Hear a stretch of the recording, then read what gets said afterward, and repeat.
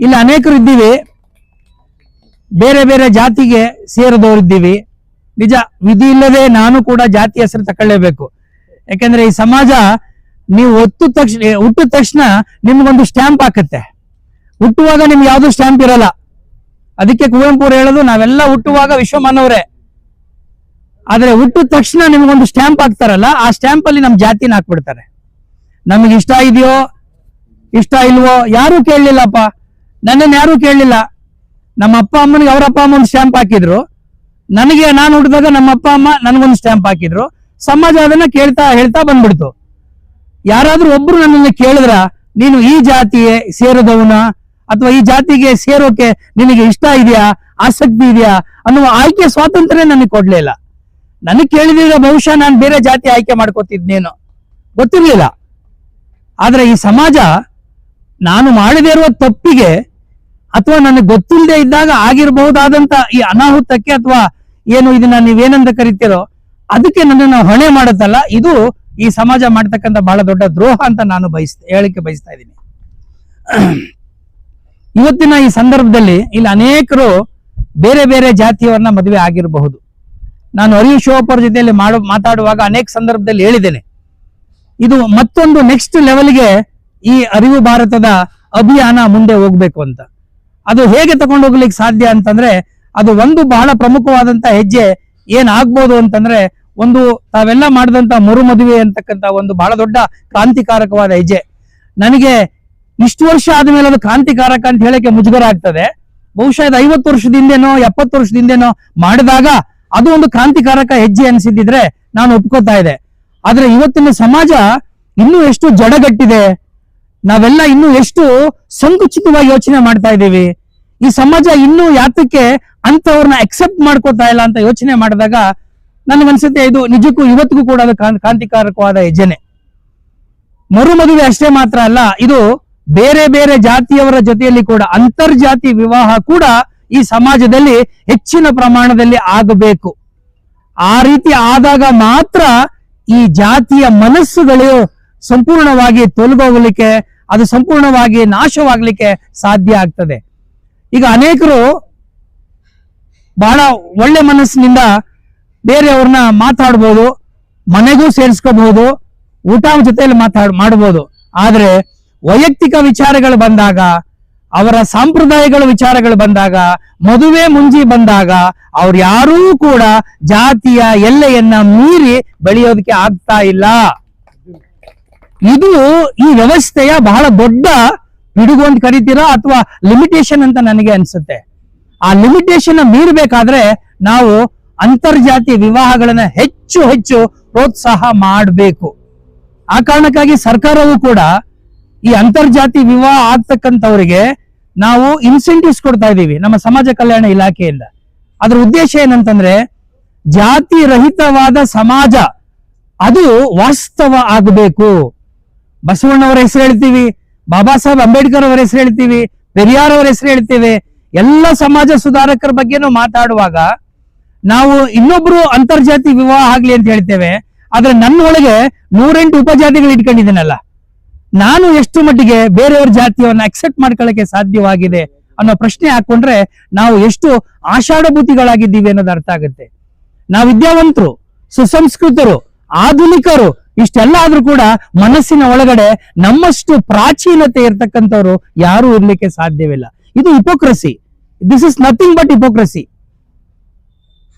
ನಿಮಗೆ ಆಶ್ಚರ್ಯ ಆಗ್ಬೋದು, ನನಗೆ ಇತ್ತೀಚೆಗೆ ಒಂದು ವಾರದ ಕೆಳಗಡೆ ನನ್ನ ಚೇಂಬರ್ಗೆ ಒಬ್ಬ ದಂಪತಿ ಬಂದಿದ್ರು. ಅವ್ರ ದಂಪತಿ ಅಂತರ್ಜಾತಿ ವಿವಾಹ ಆಗಿದ್ದಾರೆ. ಒಬ್ರು ಬೇರೆ ಜಾತಿಯವರು, ಇನ್ನೊಬ್ರು ದಲಿತ ಜಾತಿಯವರು. ಅವ್ರಿಗೇನ್ ಸಮಸ್ಯೆ ಅಂದ್ರೆ ಒಂದು ಮಗು ಬೇರೆ ಆಗಿದೆ.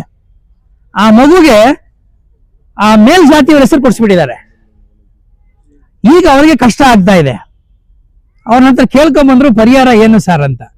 ತಂದೆ ಬಂದು ದಲಿತ ಜಾತಿ, ಆ ಮಗು ಆಟೋಮೆಟಿಕ್ ಆಗಿ ಲೀಗಲ್ ಆಗಿ ತಂದೆಯ ಜಾತಿಯನ್ನು ಪಡ್ಕೋಬೇಕು.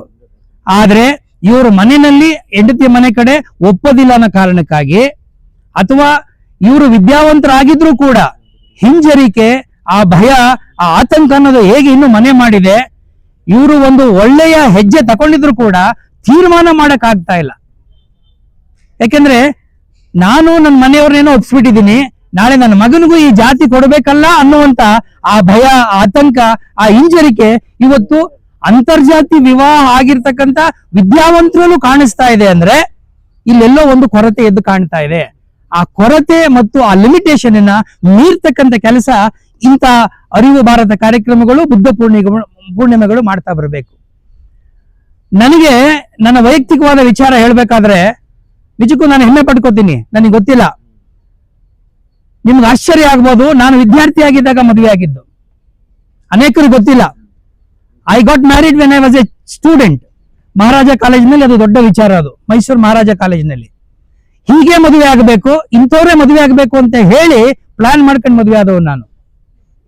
ನನ್ನ ಮದುವೆಗೆ ನಾನು ಖರ್ಚು ಮಾಡಿದ್ದು ನಾನೇನ್ ಖರ್ಚು ಮಾಡಲಿಲ್ಲ, ನಮ್ಮ ಅಣ್ಣ ಖರ್ಚು ಮಾಡಿದ್ದು.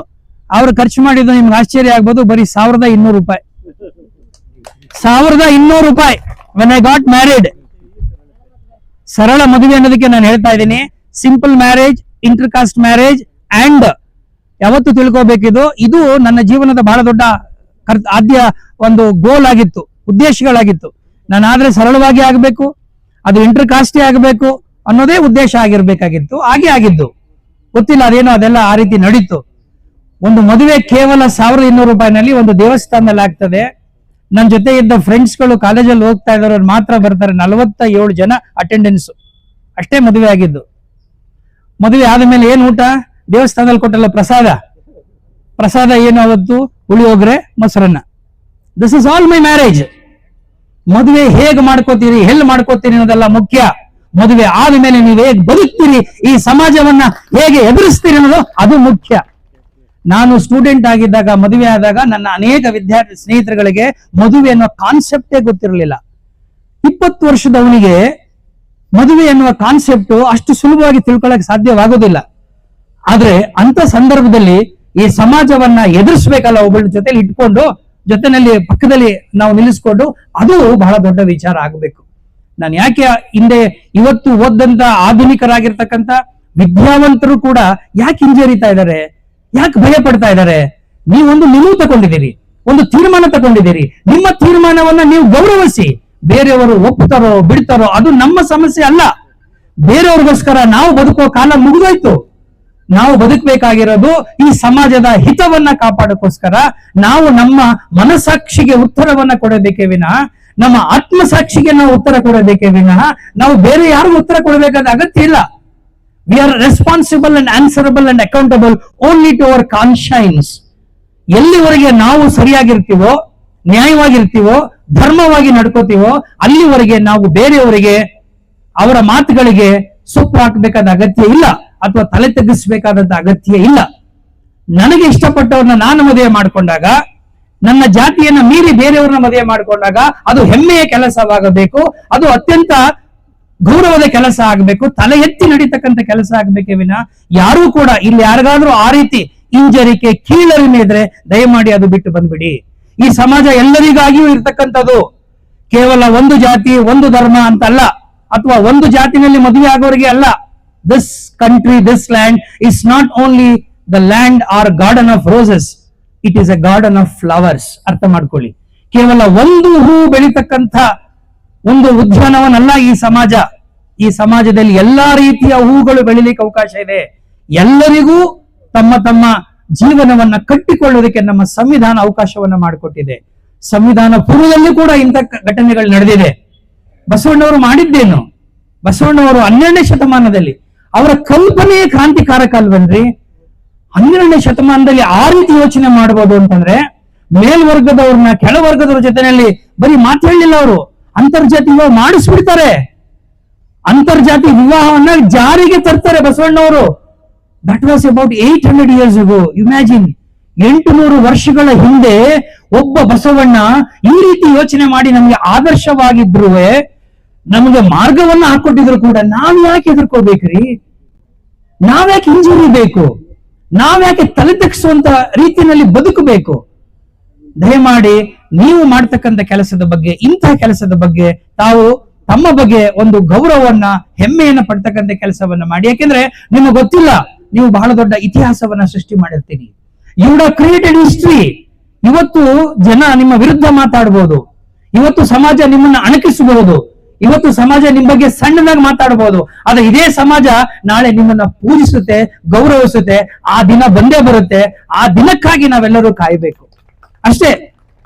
ಅದು ಸಾಧ್ಯ ಇದೆ. ನಾನು ನನ್ನ 35 ವರ್ಷದ ಸಾರ್ವಜನಿಕ ಜೀವನದಲ್ಲಿ ಎಲ್ಲವನ್ನೂ ನೋಡ್ಬಿಟ್ಟಿದ್ದೇನೆ. I have seen everything.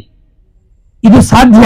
ಆದ್ರೆ ಕಾಯುವಂತ ವಿವೇಕ, ಕಾಯುವಂತ ಸಮಾಧಾನ ನಮ್ಮ ಸಮಾಜದಲ್ಲಿ ಇಂಥ ಒಂದು ಬಂಧುಗಳಿಗೆ ಇರಬೇಕು ಅನ್ನೋ ಮಾತನ್ನಷ್ಟೇ ನಾನು ಹೇಳ್ತಾ, ಶಿವಪ್ಪನವರು ನನಗೆ ಹೇಳಿದ್ರು, ಈ ತರ ನಮ್ಮ ಅರಿವು ಭಾರತದ ಬಗ್ಗೆ, ಅದರ ಪ್ರಯಾಣದ ಬಗ್ಗೆ ಒಂದು ಗೀತೆಯನ್ನ ಬರ್ಕೊಡ್ಬೇಕು ಅಂತ ಹೇಳಿದ್ರು. ನನಗೆ ಒಂದು ಕಳೆದ 6 ತಿಂಗಳಿಂದ ನಾನು ಬಂದಾಗಿನಿಂದ ನಿಮ್ಮ ಜೊತೆ ನೇರವಾದ ಒಡನಾಟದಲ್ಲಿದ್ದೀನಿ. ಅದನ್ನ ಯಾರು ಪರೀಕ್ಷೆ ಮಾಡಬೇಕಾದ ಅಗತ್ಯನೇ ಇಲ್ಲ. ಇಂತಹ ಒಳ್ಳೆ ಕೆಲಸಕ್ಕೆ ನಾವು ನೀವು ಕೈ ಜೋಡಿಸದೆ ಹೋದ್ರೆ ನಮ್ಮಂತ ಮುಟ್ಟಾಡ್ರು ಬೇರೆ ಯಾರೂ ಆಗ್ಲಿಕ್ಕೆ ಸಾಧ್ಯವಿಲ್ಲ. ಬಹುಶಃ ನಮಗೇನಾದ್ರೂ ವಿದ್ಯೆ ಇದ್ರೆ, ನಮಗೇನಾದ್ರೂ ಒಂದು ಸಂಸ್ಕಾರ ಇದ್ರೆ, ನಮಗೇನಾದ್ರೂ ನಮ್ಮ ಅಪ್ಪ ಅಮ್ಮ 4 ಅಕ್ಷರ ಕಲಿಸ್ಕೊಟ್ಟಿದ್ರೆ, ಅಥವಾ ನಮ್ಮ ಗುರುಗಳು ನಮ್ಗೇನಾದ್ರು ಒಳ್ಳೇದು ಹೇಳ್ಕೊಟ್ಟಿದ್ರೆ, ಮೊದಲು ಮಾಡಬೇಕಾದ ಕೆಲಸ ಈ ಅರಿವು ಭಾರತದ ಜೊತೆನಲ್ಲಿ ನಾವೆಲ್ಲರೂ ಕೈ ಜೋಡಿಸಬೇಕು ಅಂತ. ಇದರ 2 ಮಾತೇ ಇಲ್ಲ. ಇದು ಪ್ರಶ್ನೆನೇ ಮಾಡುವಾಗಿಲ್ಲ. ಗುರು ಅಂತಂದ್ರೆ ಯಾರು? ನನ್ಗೆ ಗೊತ್ತಿರೋ ಪ್ರಕಾರ ನನಗೆ ತಂದೆ ತಾಯಿ ಬಿಟ್ರೆ ಬಹಳ ದೊಡ್ಡ ಗುರು ಯಾರು ಇವತ್ತವರೆಗೂ ಕಾಣಿಸ್ಕೊಂಡಿಲ್ಲ. Unfortunately or fortunately, I have not come across any teacher who has impacted my life, but my parents have impacted to me a very, very great extent. ನಿಮ್ಮೆಲ್ಲರಿಗೂ ನಾನು ಕೈ ಮುಗಿದು ಕೇಳ್ಕೊತೀನಿ, ನಿಮ್ಮ ತಂದೆ ತಾಯಿಯನ್ನ ಮಾತ್ರ ಯಾವುದೇ ಕಾರಣಕ್ಕೂ ಅವ್ರನ್ನ ಹೀಗಳಿಯಕ್ ಹೋಗ್ಬೇಡಿ, ಅವ್ರನ್ನ ನಿರಾಕರಿಸಕ್ ಹೋಗ್ಬೇಡಿ, ಅವ್ರನ್ನ ನಿಕೃಷ್ಟವಾಗಿ ಕಾಣೋಕೆ ಮಾತ್ರ ಹೋಗ್ಬೇಡಿ. ಬಿಕಾಸ್ ಈ ಜಗತ್ತು ಕೊಟ್ಟಿರುವ the biggest teacher is your parents. ನಿಮ್ಮ ತಂದೆ ತಾಯಿನೇ ಅವರೆಷ್ಟೇ ವ್ಯತ್ಯಾಸ ಮಾಡಿರ್ಲಿ ನಿಮ್ ಜೊತೆನಲ್ಲಿ, ನಿಮ್ಗೆ ಅವರಿಗೆ ಭಿನ್ನಾಭಿಪ್ರಾಯ ಇರಬಹುದು, ಆದ್ರೆ ಯಾವುದೇ ಕಾರಣಕ್ಕೂ ತಂದೆ ತಾಯಿ ಹೇಳ್ಕೊಡುವಂತ ಆ ವಿಚಾರಗಳು, ಆ ಪಾಠಗಳು ನಮಗೆ ಬಹಳ ದೊಡ್ಡ ಒಂದು ಮುಂದಿನ ಜೀವನಕ್ಕೆ ದೊಡ್ಡ ಮೈಲಿಗಳಾಗುತ್ತೆ ಅನ್ನೋ ಮಾತನ್ನ ಹೇಳ್ತಾ, ನಮ್ಮ ಶಿವಪ್ಪ ಅವರು ಕೇಳ್ಕೊಂಡು ಆಶಯ ಗೀತೆಯನ್ನು ಕೇಳಿದ್ರು, ಹಾಗಾಗಿ ಆಶಯ ಗೀತೆಯನ್ನ ಬರ್ಕೊಟ್ರಿ. ಅದನ್ನ ಬಹಳ ಚೆನ್ನಾಗಿ ಜೀವ ತುಂಬಿಸಿದವರು ನಮ್ಮ ರಾಜಪ್ಪನವರು. ಅವರಿಗೆ ನಿಮ್ಮೆಲ್ಲರ ಪರವಾಗಿ ಹೃತ್ಪೂರ್ವಕವಾದ ಅಭಿನಂದನೆಗಳು ಹೇಳಲೇಬೇಕು. ಬಹಳ ಶ್ರಮ ಹಾಕಿದ್ದಾರೆ ಅವರು. ಆ ಪ್ರತಿಯೊಂದು ಅಕ್ಷರಕ್ಕೂ, ಪ್ರತಿಯೊಂದು ಪದಗಳಿಗೂ ಜೀವ ತುಂಬುವ ರೀತಿಯಲ್ಲಿ ಅವರು ಹಾಡುಗಾರಿಕೆಯನ್ನು ಮಾಡಿದ್ದಾರೆ. ಹಾಗೆ ಸಂಗೀತವನ್ನು ಕೂಡ ಸಂಯೋಜನೆ ಮಾಡಿದ್ದಾರೆ. ಅವರಿಗೆ, ಅವರ ಎಲ್ಲ ಸಹಪಾಠಿಗಳಿಗೆ, ಅವರ ತಂಡದವರಿಗೆ ವೈಯಕ್ತಿಕವಾಗಿ ನಿಮ್ಮೆಲ್ಲರ ಪರವಾಗಿ ಹೃತ್ಪೂರ್ವಕವಾದಂತಹ ಅಭಿನಂದನೆಗಳನ್ನ ತಿಳಿಸ್ಲಿಕ್ಕೆ ಬಯಸ್ತೇನೆ. ಅಂತರ್ಜಾತಿ ವಿವಾಹ ನಾವೇನು ಮುನಿಯಂತಪ್ಪನವ್ರು ಮಾಡಿದ್ದಾರೆ, ದಯಮಾಡಿ ಮುಂದುವರಿಸಬೇಕು. ನೀವು ಇದನ್ನ ಯಾವುದೇ ಕಾರಣಕ್ಕೂ ನಿಲ್ಲಿಸಬಾರ್ದು. ಯಾಕೆಂದ್ರೆ ಇಂತಹ ಕೆಲಸಗಳನ್ನು ನಿಲ್ಲಿಸೋದಕ್ಕೋಸ್ಕರನೇ ತುಂಬಾ ಜನ ಕಾಯ್ತಾ ಇರ್ತಾರೆ, ಒಳಗೊಳಗಡೆ ಸಂತೋಷ ಪಡ್ತಾ ಇರ್ತಾರೆ. ಅವರಿಗೆ ಧೈರ್ಯವಾಗಿ ನಿಮ್ಮನ್ನ ವಿರೋಧಿಸೋದಕ್ಕೆ, ಇಂಥ ಕ್ರಮಗಳನ್ನ, ಇಂಥ ಕಾರ್ಯಕ್ರಮಗಳನ್ನ ವಿರೋಧ ಮಾಡ್ಲಿಕ್ಕೆ ಅವರಿಗೆ ಸಾಧ್ಯವಾಗೋದಿಲ್ಲ. ಯಾಕೆಂದ್ರೆ ಸಂಚು ಮಾಡೋರು ಯಾವಾಗಲೂ ನಮ್ಮ ಬೆನ್ನಿಂದ ಇರ್ತಾರೆ ವಿನಃ, ಯುದ್ಧ ಮಾಡೋರು ಮಾತ್ರ ನಮ್ಮ ಎದೆ ಮುಂದೆ ನಿಂತ್ಕೋತಾರೆ. ನಾವು ಅಂಥವ್ರಿಗೆ ಎದೆ ಕೊಡಬೇಕೇ ವಿನಃ ಸಂಚು ಮಾಡೋರ ಬಗ್ಗೆ ತುಂಬಾ ತಲೆ ಕೆಡಿಸ್ಕೊಳಕ್ ಹೋಗ್ಬಾರ್ದು. ಅವ್ರು ಯಾವಾಗಲೂ ಸಣ್ಣವರಾಗಿರ್ತಾರೆ. ಸಣ್ಣವ್ರ ಬಗ್ಗೆ ಹೆಚ್ಚು ಮಾತಾಡಿದಷ್ಟು ಅವ್ರು ದೊಡ್ಡವರಾಗ್ತಾರೆ. ಆದ್ರಿಂದ the best way is to ignore them. ಅವ್ರನ್ನ ಸಂಪೂರ್ಣವಾಗಿ ನಿರ್ಲಕ್ಷ್ಯ ಮಾಡಬೇಡಿ. ಅವ್ರು ಯಾರು ಕೂಡ ನಿಮಗೆ ಮಾನ್ಯರಲ್ಲ. ಉತ್ತಮವಾದ ಕಾರ್ಯಕ್ರಮ, ಸಮಾಜ ಕಟ್ಟೋ ಕಾರ್ಯಕ್ರಮ.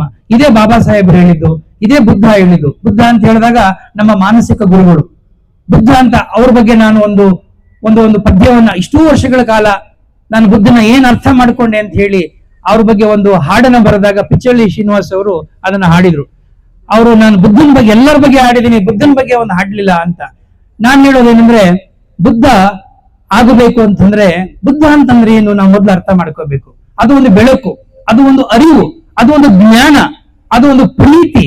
ಅಲ್ಲಿ ಸತ್ಯ ಇದೆ, ಅಲ್ಲಿ ಸೌಹಾರ್ದತೆ ಇದೆ, ಅಲ್ಲಿ ಕೊಟ್ಟು ಕೊಡುವಂತ ಸಂಬಂಧ ಇದೆ, ಅಲ್ಲಿ ಬಂಧುತ್ವ ಇದೆ. ಇದು ಬುದ್ಧ. ಬುದ್ಧ ಅಂತಂದ್ರೆ ಅದು ಧರ್ಮ ಅಲ್ಲ. ಬುದ್ಧ ಅಂತಂದ್ರೆ ಇಟ್ ಈಸ್ ಎನ್ಲೈಟನ್ಮೆಂಟ್. ಎನ್ಲೈಟನ್ಮೆಂಟ್ ಅಂದ್ರೆ ತಿಳುವಳಿಕೆ. ಈಗ ನಾವಿಲ್ಲಿರೋರೆಲ್ಲರೂ ಕೂಡ ನಾನೇನ್ ಬಯಸ್ತೀನಿ ಅಂತಂದ್ರೆ, ನಾನು ಬರ್ದದ್ದು ಅದೇ, ಬುದ್ಧರಾಗಬೇಕು, ನಾವು ಬುದ್ಧರಾಗಬೇಕು ಅಂತ. ಬುದ್ಧರಾಗಬೇಕು ಅಂದ್ರೆ it is not that you have to become a Buddhist to become a Buddha. Buddha was Siddhartha before becoming Buddha.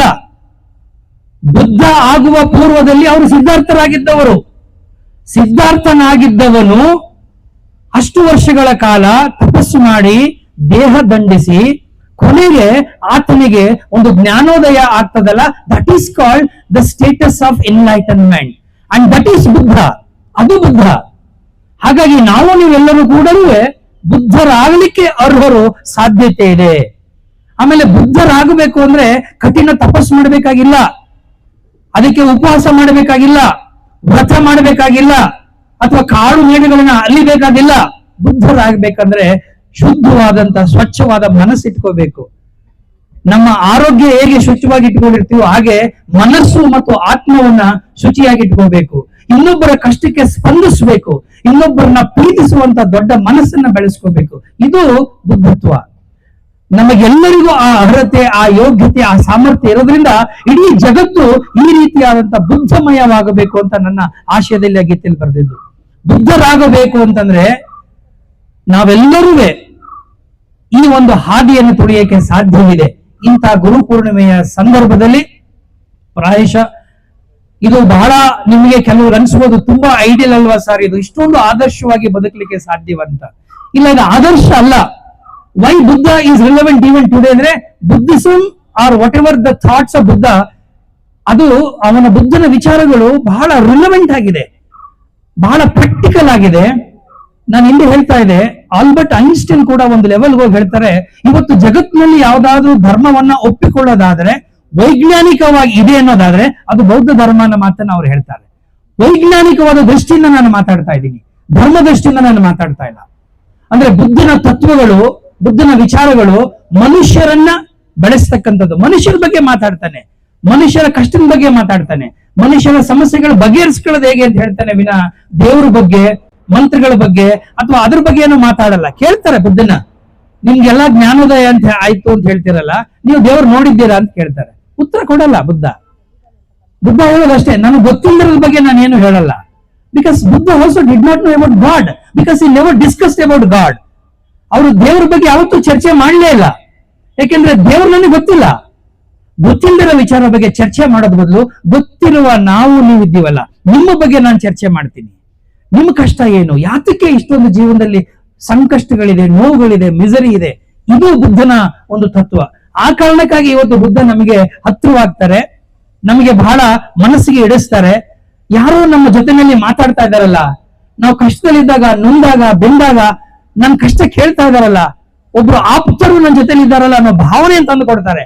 ಆ ಕಾರಣಕ್ಕಾಗಿ Buddha is very very relevant even today ಅನ್ನೋ ಮಾತನ್ನು ಹೇಳ್ತಾ, ಮತ್ತೊಮ್ಮೆ ನಾನು ಭೀಮಸೇನೆಯ ಎಲ್ಲ ಮುನಿವೆಂಕಟಪ್ಪ ಆದಿಯಾಗಿ ಆ ಸೇನೆಯ ಸಂಘಟನೆಯ ಎಲ್ಲ ಮಿತ್ರರಿಗೆ, ಅರಿವು ಭಾರತದ ಎಲ್ಲ ಸ್ನೇಹಿತರಿಗೂ ಕೂಡ ಈ ಸಂದರ್ಭದಲ್ಲಿ ಹೃತ್ಪೂರ್ವಕವಾದಂತಹ ಅಭಿನಂದನೆಗಳು ತಿಳಿಸಿ, ಹೊರಗಡೆಯಿಂದ ಬಂದಿರತಕ್ಕಂಥ ಅನೇಕರಿದ್ದೀರಿ, ನಿಮಗೂ ಕೂಡ ಮಂಗಳವಾಗ್ಲಿ.